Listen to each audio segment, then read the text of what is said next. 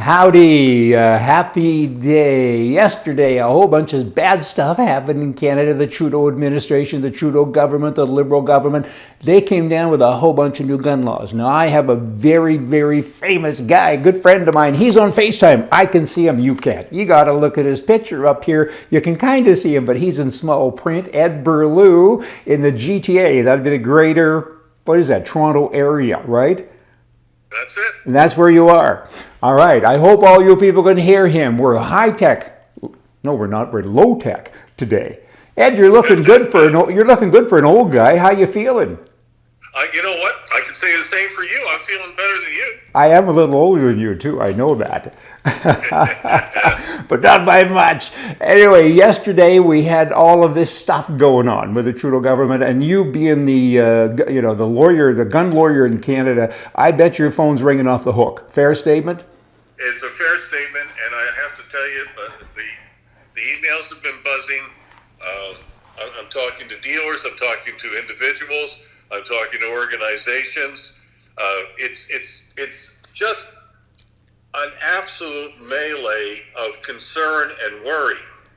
And that's because the Trudeau government and Bill Blair in particular acted just like sneak thieves in planning this and doing it. Is it legal? Well, I don't think it is. Yeah. It needs the court to test it. Because all they've done is they've come along like pickpockets and taken our legally obtained guns that we were trained to have licenses for and for which we use safely. Yeah. I guess what really startled me, I'm a gun guy, and I would have never thought there was 1,500 assault weapons. Well, firstly, I don't think there's anything that's truly called an assault rifle, but 1,500, that's so startling. I mean, aren't we all criminals today now? Like 1,500, who does that? See, now that's what you just said, aren't we all criminals? Yeah. Well, I mean, the media says, hey, he banned 1,500 guns. No. First of all, he made 300,000 of us criminals. Only 300,000? What about the other couple of million of us? We're okay? So far. Well, you better watch the papers every morning. You could be next. In fact, I'll say this, you will be next. Oh my. And so 1,500, let's go back to that. How on earth do you get 1,500 guns? Like, I didn't know there were that many different styles and kinds. You have to ask the guys who made up that list. And those the guys and RCMP Forensic. You see, they run a private database that the public cannot access. Yeah. Well, they can sort of look at it now, but it's 1,000 pages and it's not indexed. And it's called the Firearms Reference Table. Is there any evidence? Is there any evidence, Ed, that we're bad? Like, have we done bad things with 1,500 rifles and like they're legally owned, as you've said? Is there any evidence here? You as an attorney, of course, you kind of like evidence. Is there any? No, zero. None, zero. And they're wasting tons of time, tons of money, and we're bad people now. What's the purpose of this? Is this a dictatorship? What is this? They own the press, they own the media, they be in the Liberal government. Is this more far-reaching than this? People think it's about guns. Is it? Or is it about rights? Is it about our country? What is going on? It's about rights. It's about dictatorial power. It's about going around the rule of Parliament, the House of Parliament, and the Senate. It's about going around the majority of the voters in Canada who did not vote for this government. Yeah. And it is about trampling our rights. Well, but they have managed to brainwash a lot of people. I spoke to a guy yesterday, and he said, what's the big deal? Nobody should have an assault rifle unless the military, or if you're in the military. And he said, it's about public safety. And I said, but we haven't done anything. There's no stats to support that. Public safety, brainwashing, that seems to be going on. There's a lot of people that are kind of shrugging today and saying, so what? It's an assault rifle. You shouldn't have one anyway. They're missing a lot of things. It's a slippery slope. I mean, it's just bloody spooky. Could the premiers, or can the premiers of each province, do they have any power with regard to this? Can they and will they and should they do anything? I don't really necessarily think they have the power. There was that Alberta reference case when the Supreme Court of Canada said this type of control is criminal law, and that's exclusively within Parliament. Oh, the boy. problem is that when they put in the new Firearms Act called C-78 back in 1998, they allowed this redesignation of any firearm to be a prohib to be done by cabinet in secret without public consultation. Yeah. When the government says you don't need a gun, of course, that means you really need a gun. So there's no stats, there's nothing here but kind of wow factor with regard to the masses, I guess. What should we do? Do we fight this? How do you fight a dictatorial regime? You really can't, can you? Can the Conservative Party help us? They don't seem to be doing much, but again, even if they said a lot, who would report it? Because the press, again, is owned by the Liberals. Help me here, Ed. What can we do? We're under attack.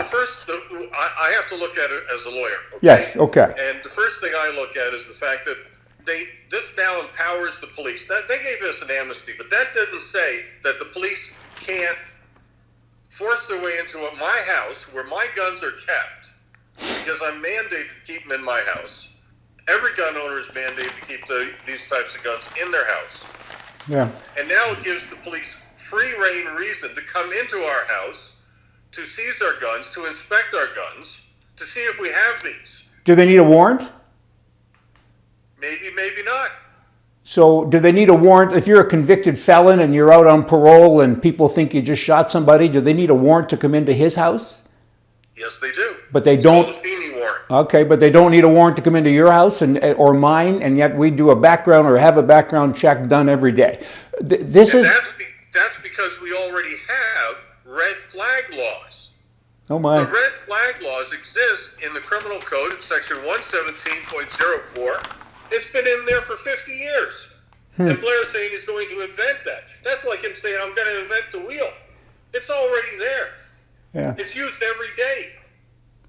So, oh boy, what other laws are coming? Well, firstly, let's go back to this 1,500. I know you mentioned 300,000 people, but we don't know who they are. I mean, I could be one of them. I have no idea. Those 1,500, I looked at the list. I mean, I'm baffled. I have a lot of guns. Maybe I have one of them. How am I going to know that? How am I ever going to figure that out? Do I have to hire somebody to come in and look at them? What's going on? Well, yeah. And in fact, the local police, they're not educated on this. They don't know. Who would know? And they're not allowed to. The only way you're going to tell, seriously, is if you bring in somebody who is a licensed verifier. Yeah. Licensed by the RCMP. And that means a gun guy, a gun dealer, or a gun sales person. Otherwise, you're guessing. This stuff. I've got people calling me up asking, I've got this Browning shotgun, I got this Beretta shotgun, is it on the list? And I'm saying, I haven't seen your gun, I can't say. Oh boy. And this is another problem, because all the people who have gun licenses, they're honest people. So everybody wants to comply, but they don't want to, but they feel they have to. Criminals don't comply. This thing is twisted, Ed. You know this. You and I have had this conversation, but it's so twisted, it's so frustrating. Do we all leave? Do we buy an island and you get to be president and I'll be prime minister? What do we do here? Well, I think what we have to do is we have to get rid of this government. This government has pickpocketed us. It's branded us as criminals, and we've done nothing wrong. I mean, it's like going up to a drunk driver and saying, "You're a drunk driver," and then coming over and taking the car out of my garage. There's no difference.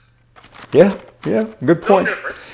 Good point. Speaking of cars, I spoke to a fellow yesterday, and he was on side with this, and I said, but it's wrong. There's no evidence. And he said, come on, nobody needs to have a military. I said, what is your ultimate goal? What do you want? And he said, I want to reduce deaths. I want to save lives. And I said, well, then let's make the speed limit 10 miles an hour, because right now there's 3,000 people a year get killed in Canada. There's 165,000 car accidents a year in Canada. Let's do that. He got mad at me. And he said, you can't compare a car to a gun. And I said, but nobody needs a car that goes 200 miles an hour. Anyway, that's an old argument. We all get it. But you're going to be doing lots of arguing in court. Is that true? Oh, you bet I am. You're going to be busy. Don't retire just yet. Oh, hell no. I got another 20 years going. Well, I don't know about 20. But you certainly have some time. So all we can do is try to get a new government. Is that what's the solution? Well, the solution is to get a new government, get a government that actually has some common sense, who has some brains, and even respects their own laws that they passed. You see, that's what gets me about this especially is the liberals put C-68 there. They created the Firearms Act. They created the criminal code. Yeah. They created the new one, C-71, that they haven't made effective yet. And now they're disregarding the laws that they made. Oh, heavenly days. That just adds to it. You know, Martin Luther King, he said when he had a big march with millions of people, he said, a bad law shouldn't be obeyed. I mean, to even suggest that kind of thing, that's bad. I mean, and particularly in your business, because you're in the business of law. And all law-abiding people probably will obey all of this nonsense. It's just it's hard in the head. And it's not about guns. It's really hard to take. I'll just tell you another thing. Yeah. He didn't take all the, quote, military assault rifles. He didn't? There's still over 100,000 people who own these and are grandfathered, and they're not touched. They get to keep their guns. Yeah. Oh my. Well, they don't know what they're doing anyway. They're just doing enough to tick us off. It seems to be working. What about the money? Like these guns, collectors particularly, I mean, they've got thousands, tens of thousands of dollars tied up in guns that are in the cases or on displayers. I mean, and there's been rumblings that the government's going to use our money to buy our guns. Anything to that? Look, the estimates on that run into the multiple billions of dollars because it's not just the gun, the purchase of the guns. It's the administrative costs, the police work, the destruction of them, everything that's involved. When they buy a gun for $1,000, let's say $1,000 off of a person, they spend another $2,000 getting it, disposing of it, making records, and it just goes and goes. My. Ed, we could talk for a long time, but let's just, when we wrap, no, but let me wrap it up this way. As you know, we have Right Radio. Landon's going to be the main host of it, Right Radio on Right Edition, and it's a call-in show. And would you please come and host at least one 3-hour show so people can phone in and talk to you? Would you do that? I'd welcome the chance. All right, and that's going to come. This co-ed stuff is kind of slowing us down, right? But within the next couple of weeks, we'll be live. We have all the equipment. We're all set up. We need to get Landon out here. He's in Edmonton. I'm in Kelowna. And the travel stuff has been an issue in cha-cha. But we'll get out here, and then we'll connect you, and you can have your own show. People are just dying. Well, wrong verbiage. They really, really want information. And you're the guy, so I appreciate that a lot. Thanks, and enjoy is it a sunny day today? It's Saturday morning in Toronto. It's a bright day. It's overcast, but it's in what I use. I'm still in the Fahrenheit. It's 55 degrees. I'm on the Fahrenheit as well because I spend so much time in the U.S. The senseless thing. That's another thing the first Trudeau did. Anything to divide us and to spend our money. You know what it costs to change every sign from miles over to kilometers? That's another topic, another day. Y'all have a good day. We look forward to getting you on the radio here much sooner than later because this is a moving story. I mean, it's moving in the sense that it's emotional, but it's moving in that it's changing. 1,500 tomorrow might be 2,200. Who knows what these idiots are doing? Thank you and goodbye. Happy day. Bye-bye. Get that clicked up. Ed Burlew in the GTA. Thank you for watching. You know what? FirearmLegalDefense.com.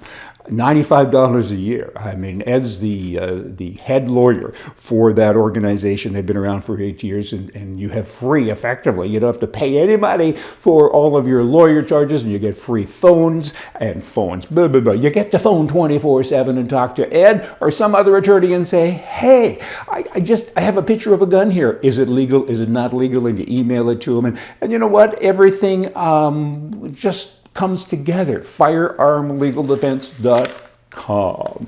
Y'all come back. See ya.